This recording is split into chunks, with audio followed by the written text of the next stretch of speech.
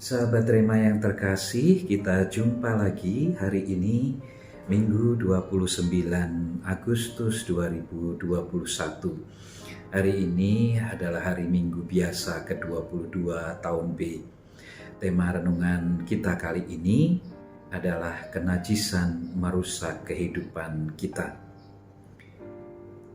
Renungan ini didasarkan pada Injil Markus bab 7 ayat 1 sampai dengan 8, dilanjutkan ayat 14 sampai 15 dan ayat 21 sampai dengan 23. Beberapa tahun terakhir ini, masyarakat kita ramai memperbincangkan atau mempersoalkan masalah haram dan halalnya sesuatu, entah itu makanan, barang, atau juga ucapan-ucapan atau kata-kata tertentu. Ada makanan yang dikatakan sebagai makanan haram karena dipandang atau dinilai najis. Maka orang tidak boleh memakan makanan tersebut karena akan mengotori, akan menajiskan, akan mencemarkan orang tersebut sehingga dia tidak dapat melakukan doa atau ibadat menyembah Allah.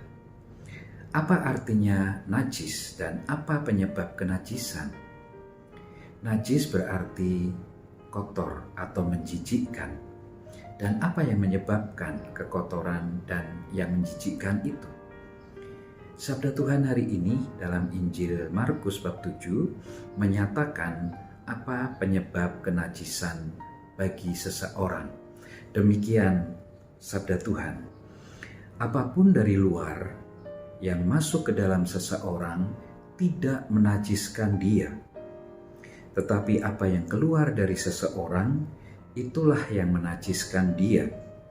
Sebab dari dalam hati orang timbul segala pikiran jahat, percabulan, pencurian, pembunuhan, perzinahan, keserakahan, kejahatan, kelicikan, hawa nafsu, iri hati, hujat, kesombongan, kebebalan.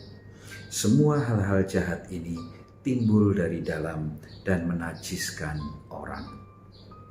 Sabda Tuhan ini sangat jelas menyatakan apa penyebab kenajisan atau kekotoran itu.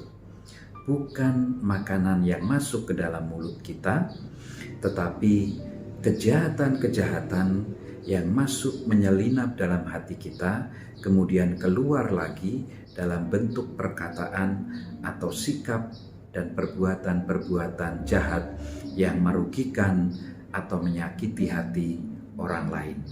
Itulah yang menajiskan seseorang. Lalu, mengapa kenajisan itu menghalangi seseorang melakukan, membangun relasi dengan Allah melalui peribadatan dan doa-doa? Kita bisa mengambil contoh dari diri kita sendiri. Seandainya kita ini adalah orang yang suka mengatakan kata-kata kotor, mengucapkan kata-kata kasar atau hujatan-hujatan. Kalau kita ini adalah orang yang serakah, yang suka melakukan kejahatan, yang mudah iri hati atau sombong. Ketika kita bertemu dengan orang lain, dan orang lain tahu siapa kita, bagaimana sifat-sifat kita, yang seringkali melakukan kejahatan, yang seringkali mengucapkan kata-kata kotor atau hujatan, tentu orang lain akan enggan atau tidak mau berelasi dengan kita, apalagi berteman atau bersahabat. Mengapa demikian? Karena mereka merasa tidak nyaman dalam berelasi dengan kita. Mereka takut akan sakit hati atau mereka takut akan dirugikan oleh kejahatan-kejahatan kita. Maka sabda Tuhan hari ini mengingatkan kita sekalian bahwa sebagai murid-murid Kristus, kita harus waspada, kita harus berhati-hati, bukan terhadap makanan yang akan kita makan, tetapi lebih-lebih kepada kejahatan yang akan masuk menyelinap ke dalam hati kita, yang akan mempengaruhi kita mengucapkan kata-kata yang menyakiti hati orang atau melakukan kejahatan-kejahatan yang merugikan orang lain. Sebagai murid-murid Kristus, kita diminta, kita diharapkan oleh Tuhan untuk memelihara dan kemudian mengembangkan benih-benih kebaikan yang sudah Tuhan tanamkan di dalam hati kita. Menjaga benih-benih kebaikan itu dari godaan-godaan kejahatan. Dengan berkat Tuhan, kita mampu mengalahkan kejahatan. Dengan berkat dan rahmat Tuhan, kita mampu mengenyahkan segala godaan kejahatan yang akan mempengaruhi hati kita.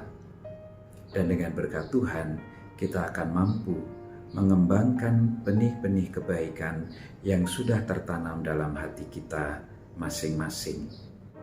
Maka mari kita mohon berkat Tuhan agar setiap saat, setiap hari Ia melimpahkan berkat-Nya bagi kita dan keluarga Kudus Nazaret, menyertai, mendampingi, dan menolong kita, memberkati kita agar kita bertumbuh menjadi pribadi-pribadi Kristiani yang baik. Semoga Tuhan senantiasa melimpahkan berkat-Nya atas kita, dalam nama Bapa dan Putra dan Roh Kudus. Amin.